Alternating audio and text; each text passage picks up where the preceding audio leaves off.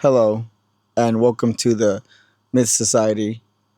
I'm here with my cousin, Miss Shadow. and we're here to tell y'all scary stories. Tonight, we're just gonna do just two or three scary stories. The event is Scary Story Saturdays, but this will be just a little taste. Like, subscribe, put on the notifications so you get the notifications when we post our videos. Leave a comment and share us your stories of what y'all seen in y'all's life. This is the first story. It's a story that was actually made up, but I do not know if it's fact or fiction, I mean.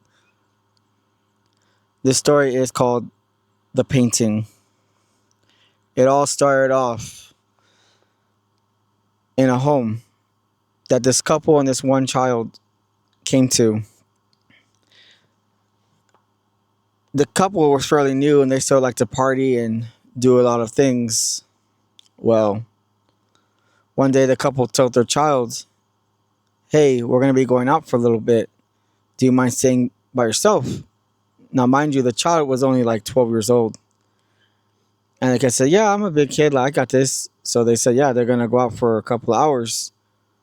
And the kid said, "Yeah, I got it." And then anyways, so the kid's walking by to go to his room, getting ready for his parents to leave, and he notices a creepy, demonic painting. And it has a thing with sharp teeth, and it just looks freaky. Big claws, everything. He goes, "Oh, that's an ugly picture." So, anyways, he goes upstairs, and the parents wind up leaving for the day. Well, for the night, because they'd be back in the morning. And he gets thirsty, so he's like, "Man, I really would like some milk right now." So the kid goes down and he goes for a glass of water. Well, as he's going to reach a glass of water, he gets it and he hears almost like scraping sounds. So naturally, a child, he runs, gets his glass of water, runs upstairs. But as he's running upstairs, he hears like tapping coming towards him faster and faster. The kid runs and he locks his door. Well, he has no cell phone or anything. This is a story from back in the day, so they didn't really have, cell phones or anything like that. So he's going and he can hear claw marks on the side of the stairway coming up. So he goes under his blanket like any other kid would and he hides. Well, he hears the banging on his door, and it banged and it banged, and it finally opened the door. Well, make a long story short, it was the next day and the parents finally came home. They see blood everywhere. They see the kids' doorway slashed open, everything's up, but they can't find their son. Well, they call the police, they make a file report. Well, it was the mother. She was coming down the stairway. And when she looked at the painting, she gasped. She looked at the painting, and what she saw was the demonic being in that picture. It had her son's shoe in its mouth with blood all over it. The lady screamed. Still gives me a lot just thinking about that. Can you imagine if it is real and it's based on a true story of something really did happen like that. Yeah, it's pretty creepy, dude. We don't even know if it's real or not, so we can't even confirm it or not. Nope. So that's the scary part. Okay, now Miss Shadow will be saying one of his stories. Yeah. One of my stories is based on the true story. This happened probably 3 or 4 years ago. So usually on Saturdays and Sundays, mostly Sundays, we have a family get together. We all hang out with the family. We're all vibing, chilling, and everything. And little by little, at night, like 8, 9, everyone starts leaving. And it's just me and my cousin outside, like a day like this, just talking, thinking about stuff, thinking about theories. And there was some reason we were talking about Harry Potter. I forgot what reason it was, to the point that I made a whistle and I tried to do a good impression of the intro of Harry Potter. So I did it. And mind you, my cousin was in front of me and there was a lamp in front of me, so I couldn't see his face while I heard someone else whistle.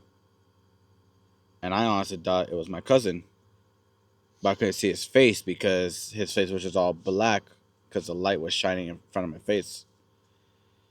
And both me and my cousin heard it. We looked around, tried to see if there was anyone else trying to like jump scare us or nothing. And nothing happened. But when we started walking to my cousin's car, so I could tell him goodbye and I head back inside, we heard another whistle. And it honestly kind of gave us the chills. Because the next thing you know, we look behind our grandparents' house and there's that tree. And I could have sworn that me and my cousin both saw like a shadow figure in the back of the tree. So once that happened, my cousin went in his car. He started driving off. I started running to my house inside, just like, nope, I ain't gonna deal with that. No, thank you. So then I go inside, I take a shower and everything, and I go to my room. And I could have sworn I heard footsteps, like tiny little footsteps, like someone was trying to run to like the room or something, but there was no kids, or we don't have kids around. Then the next thing I know, I get a text from him telling me that he saw something fly in the sky. But I don't know if you want to explain more about that, because I know that was your side of the story, what you saw. But what I saw was that I saw a shadow figure behind the trees, then heard footsteps, and I get a text from him that there was something following him. Yeah, so to caveat off his story, yes, it involved me and him both. So I went home that day and it was actually pretty crazy actually, because I got off my car and I knew something had whistled that night, like, and it wasn't me or my cousin. You know, we confirmed that that was a whole different being or something else that night. And I didn't know until after that day. We both looked it up. You're not supposed to whistle around that time, 3 o'clock. It's like the witching hour or something like that. So, anyways, I was going home, and it was crazy because I didn't want my car lights to die out. But when they did die out, my sister was waiting there, and she had opened the door. And I told her what was going on. I explained to her. I think I even called my cousin that same night to tell her what was going on. And my sister was smoking, and out of nowhere, her cigarette had fallen out. Like, it's like someone knocked it out of her hands. And she was like, what the hell? And at that same time, I saw the big shadow swoop down again. Well, the moment I saw that, I told my sister, look, did you see that? And she said, I didn't see anything. So it did again. This time the shadow was even bigger. And I don't know if y'all know how the shadows work, but it shouldn't be that big, you know, in the sky. And the second time, my sister saw it. She's like, what the hell was that? I said, you see, that's what I was talking about. I was like, it's some Jeepers Creepers stuff, man. So after that, we both got our butts inside, man. And it was just a crazy experience. Like, I told my cousin about it, you know, to this day, it still freaks me out. That's why I'm, you know, a little freaked out being out here right now. Yeah. But, you know, this is the best that we could do. Like I told you on the last video, I'm still upcoming YouTuber. My cousin is too. Yeah, and I guess we'll leave with the outro. Thank you all guys for watching Miss Society episode 1 of Spooky Scary Stories.